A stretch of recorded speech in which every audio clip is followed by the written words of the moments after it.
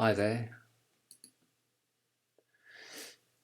Yugoslavia is nowhere, and the Church of Nowhere is nowhere.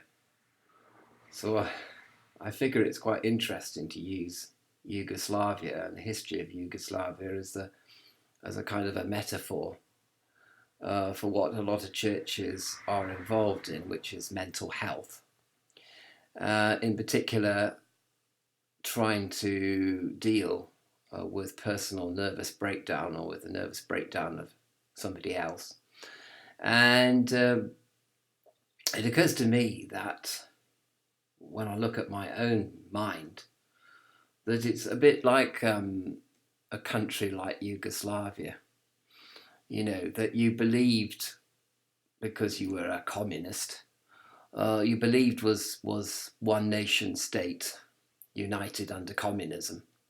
And that would never change and no one would ever break it because it was a workers' republic and, the workers were in charge ostensibly, or idealistically anyway, or ideologically. And of course, everybody was, was on the same sheet, as it were, as far as norms, values, and beliefs are concerned, because everybody had to believe in communism. So whatever belief you used to have before Yugoslavia, well, you could ditch that, mate, because now this is the modern Yugoslavia. And yet, when Yugoslavia passed into historical obscurity, and with communism passing, and Soviet-style communism in particular, then what you're left with is a lot of warring factions and things, outstanding issues which had to be settled with fist and fire and sniper attacks and anti-personnel personnel grenades and anti-personnel mines everywhere. And through through mass rapes and things like that. So still a very sore subject, I would say, in the former Yugoslavia, actually, between all these little piddly countries that emerged from the end of Yugoslavia. But anyway, I must get back to the metaphor because that's what this video is actually about. It's not about Yugoslavia or the history of it.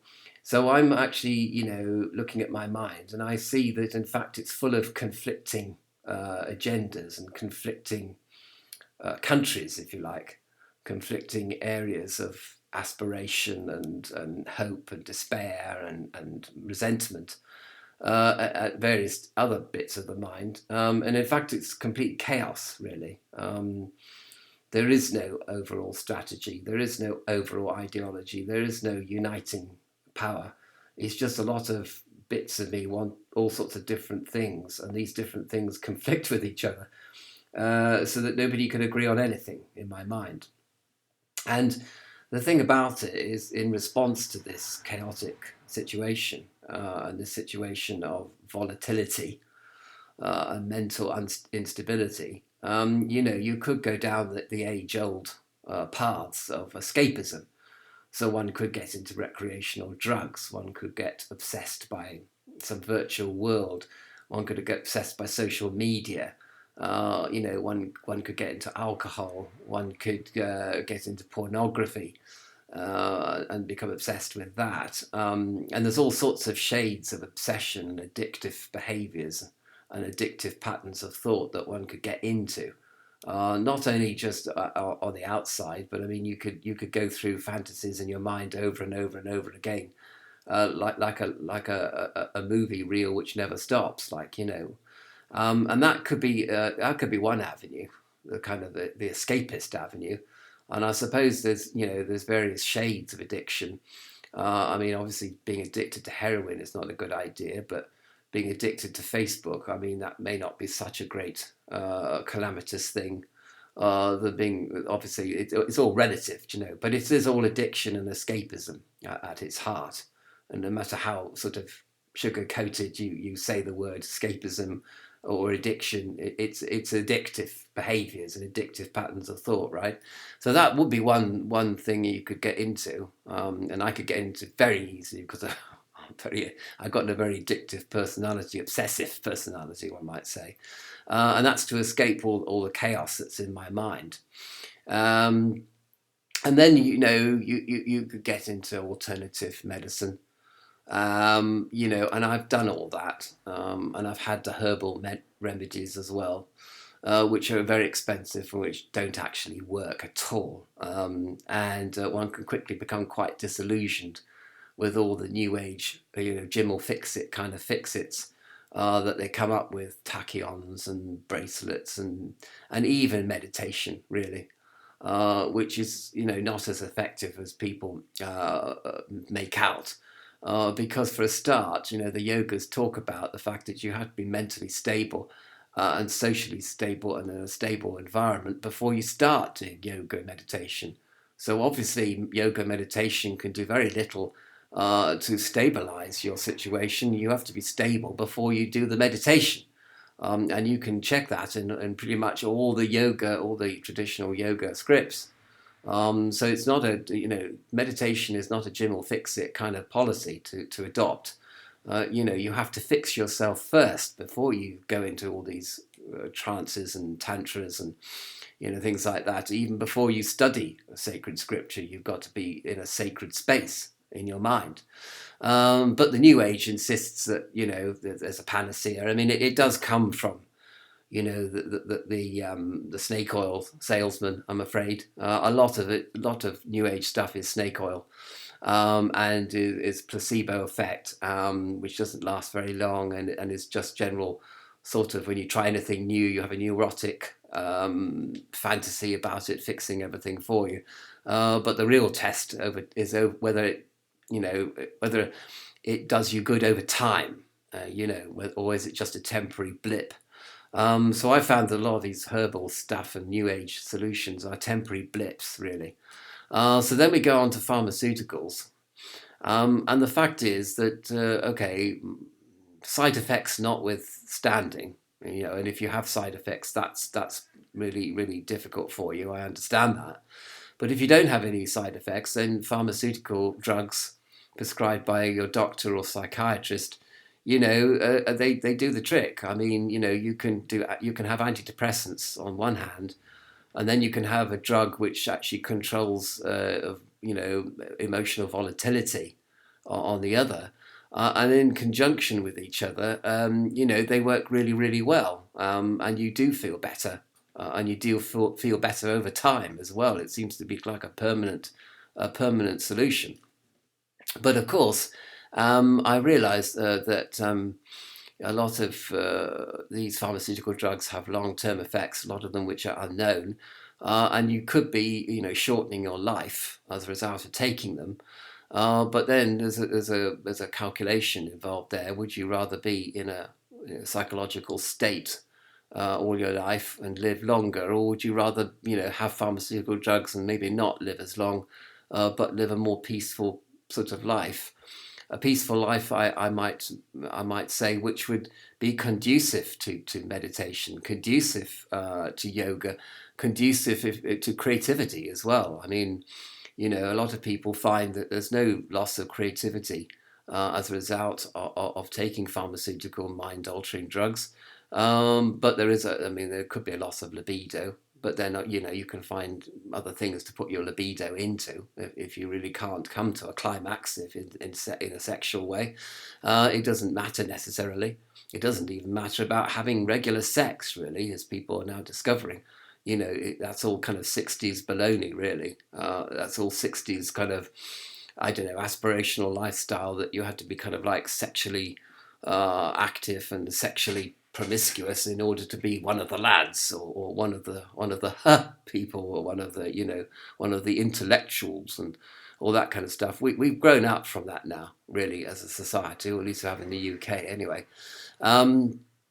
So I mean, pharmaceutical drugs, but of course the biggest thing, there's two things. Obviously, you've got to be careful on microdose anyway, because if you go to your GP or psychiatrist, they will just load you up with these drugs, and basically you probably need half the amount that they recommend, or at least experiment with that, because it's your brain. You can do what you like. They can't tell you to take the full dose if you don't want to. But on the other hand, if you are struggling and not finding yourself getting better on half the dose, then I would recommend you go up to the dose that is recommended by your physician or psychiatrist, because it ain't going to amend itself. Do you know what I mean? And lots of wands being waggled about, and crystals and stuff like that, they're not going to do much good for you. Well, they might do 20% because of placebo effect. It'll have 20% effect on you, on your mental health, but not much more than that. So you could find, if you're struggling, that you have to go back up to the full dose. I'm sorry about that.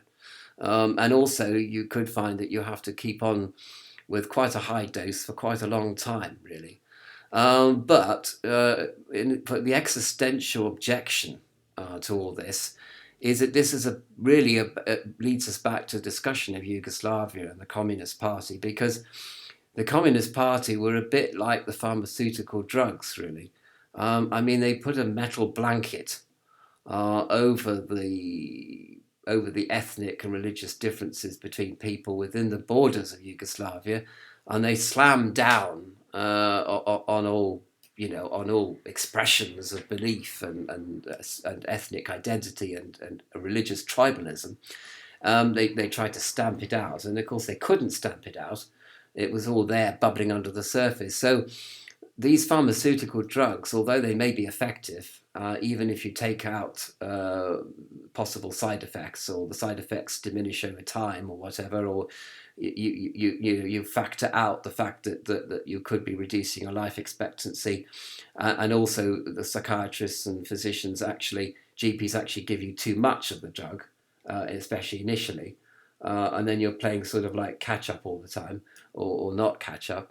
The basic problem is that there's nothing actually being solved, and of course they like to say to you, oh, well, go and see the psychologist, and we'll talk about existential solutions, and and we'll have a bit of a cry, and a bit of a scream and things like that, and you'll feel better. It doesn't really do much. What really needs doing is sorting out the chaos in your mind, is sorting out all these different factions, and giving them all a homeland, really. Somehow you've got to I mean, people say change your life, but this chaos continues. I mean, you could change your life, but you'll still have a part of your mind which says, oh, I don't like this new life I've got for myself. I want to go back to the old one. And then when you're in the old one, it's, I don't like this old life. I want to go and get a new one, So changing your life is not that much of a solution, really. Again, it's just temporary. What you've really, really got to do, like the Yugoslavian solution, was to give everybody a homeland.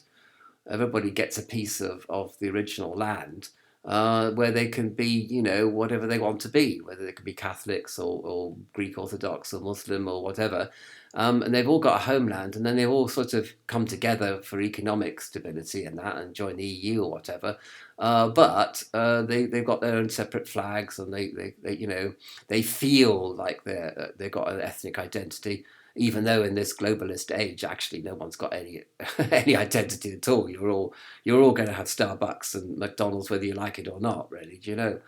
But at least Starbucks will be written in the language that you want it written in, or the script you want it written in, to make you feel like you have some identity. So, I think the idea basically is to give all these parts of my mind and your mind a separate homeland, a kind of an area of expression. Now, I don't really know how this is to be achieved, quite frankly, not in the real world. I can imagine that if you go on Second Life or something, you can actually give expression to all these different parts of you that want to have an effect on something. So they want to be effective in their homelands. You know what I mean? So you could join Second Life, and you can go on different sims.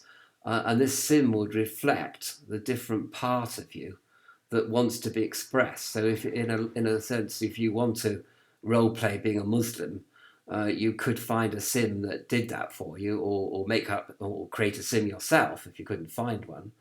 And if you wanted to be into, I don't know, into some kind of strange sexual activity, you could probably either create a sim or find a sim, and that would reflect that side of your mind.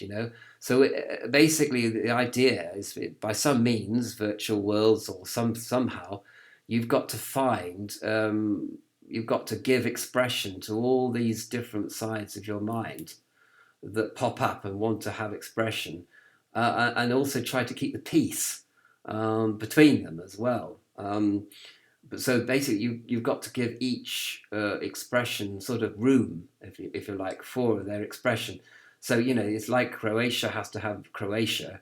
The Croatian boundaries have to be set in order for Croatia to be Croatia, or Serbia to be Serbia, or Macedonia to be Macedonia, and then people will calm down, and then there won't be so much aggravation between people, because nobody, we don't, because they all say we don't want to live in one country all together.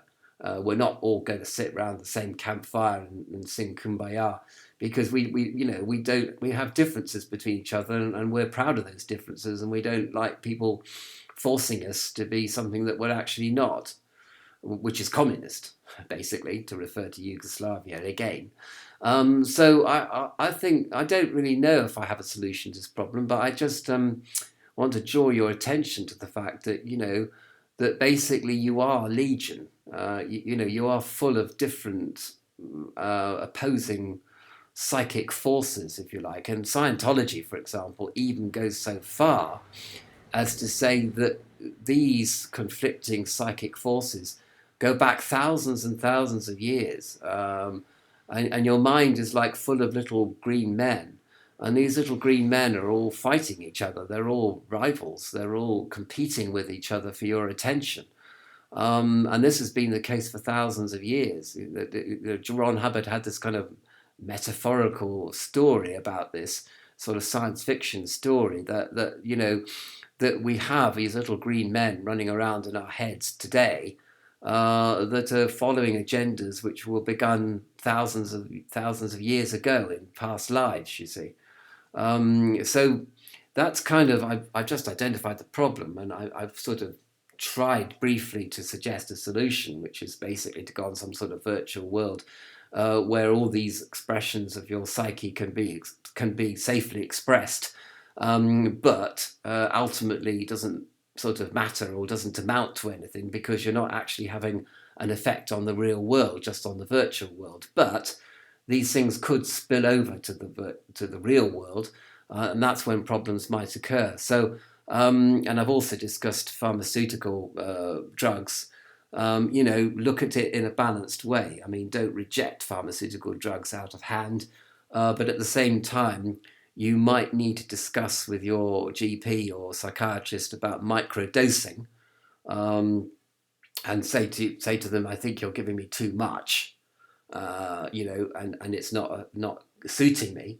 But within that context, I'm perfectly prepared to go on with these drugs, and fight through the physical side effects in order to come to some kind of mental stability, you see. So I think I'm going to park it there, and leave you to think about all these points, really. And if you have any points to make, don't forget to leave them in the comments below.